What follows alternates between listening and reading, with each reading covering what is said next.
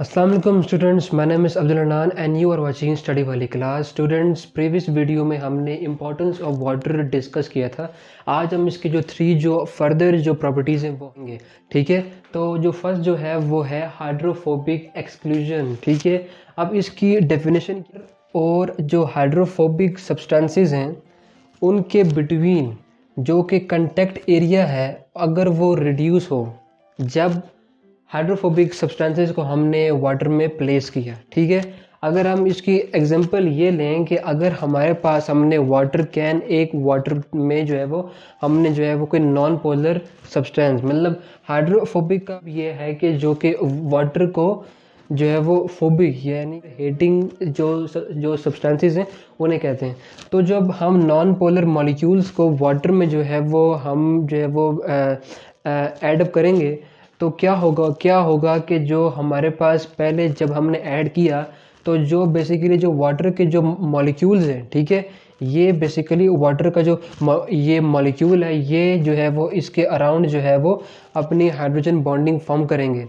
लेकिन होता ये है कि जब हमारे पास नॉन पोलर मॉलिक्यूल्स जो हैं वो वाटर में हम उनको ऐड करते हैं तो वो नॉन पोलर मॉलिक्यूल्स जो हैं वो अपना जो बेसिकली जो contact area respect to water जो है वो रिड्यूस करते हैं और वो आपस में से बनाते हैं और वो आपस में जो है वो कंबाइन होते हैं। ठीक है, इससे ये होता है कि जो कि बेसिकली जो कंटेक्ट एरिया है वो रिड्यूस होता है।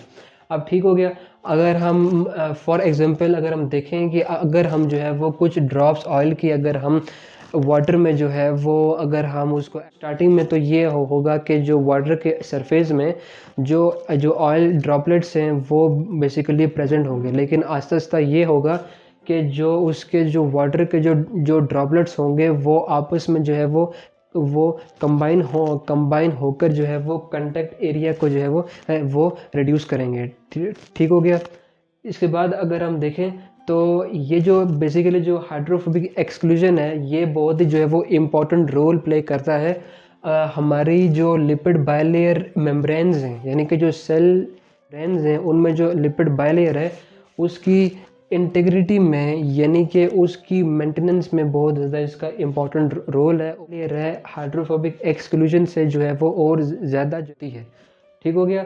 उसके बाद जो प्रॉपर्टी है वाटर की वो है आयोनाइजेशन। आयोनाइजेशन को अगर हम देखें तो जो कि बेसिकली जो मॉलिक्यूल की जो डिसोसिएशन होती है उसके आयंस में उसको हम कहते हैं कि वो बेसिकली मॉलिक्यूल की आयोनाइजेशन है। ठीक हो गया।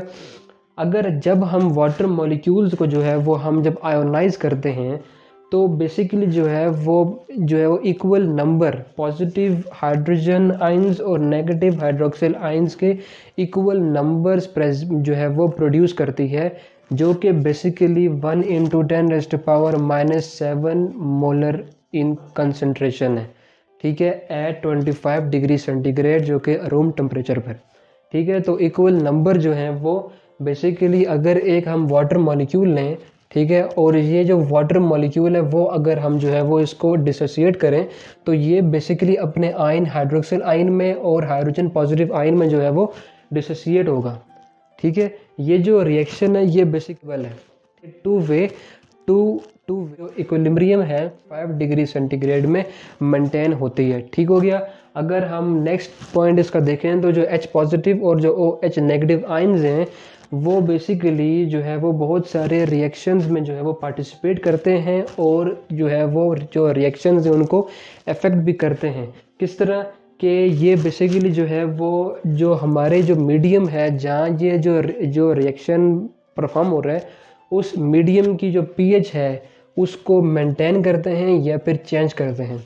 तो पीएच में बेसिकली जो पीएच को मेंटेन करने में या फिर बफर सॉल्यूशन बनाने में जो है वो वाटर की इम्पोर्टेंस जो है वो थ्रू आयोनाइजेशन हमने इसको देखें।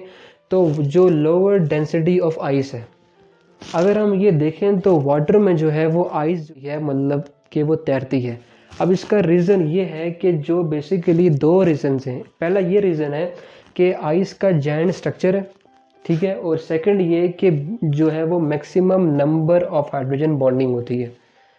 यानी कि जब आइस में बेसिकली फ़र्स्ट ऑफ ऑल अगर हम इस स्ट्रक्चर को देखें तो ये बेसिकली लाइक अरेंजमेंट है वाटर मॉलिक्यूल्स की आइस में। तो आइस में जब ये बेसिकली एक लेटिस, तो लेटिस की अरेंजमेंट में जो है वो इसका जो है वो एक जायंट स्ट्रक्चर बनता है, ठीक है। और जो है वो इसकी जो हाइड्रोजन बॉन्डिंग है वो भी इंक्रीज होती है। तो इसीलिए जो है वो इसकी जो डेंसिटी है वो जो है वो लेस होती है आइस की। इसीलिए क्यों, क्योंकि बेसिकली अगर हम डेंसिटी देखें तो वो बेसिकली मैस ओवर वॉल्यूम है।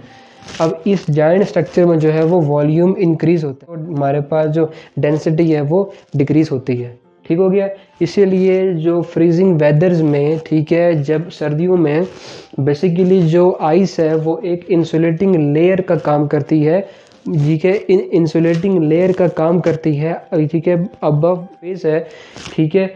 अब इससे होता ही है कि बेसिकली जो है वो ये बहुत सारे जो ऑर्गेनिजम्स जो कि बेसिकली अंडर द वाटर सर्दियों में वो एक लिविंग इन्वायरमेंट प्रोवाइड कर रही है, यानी कि इतनी ज़्यादा, यानी कि -डिग्रीज वो रहते हैं, यानी कि ये बेसिकली जो है वो लिविंग इन्वायरमेंट करती है कुछ ऑर्गेनिजम्स को जो कि वाटर के नीचे रहते हैं। हमने देखा कि वाटर की इम्पोर्टेंस क्या है।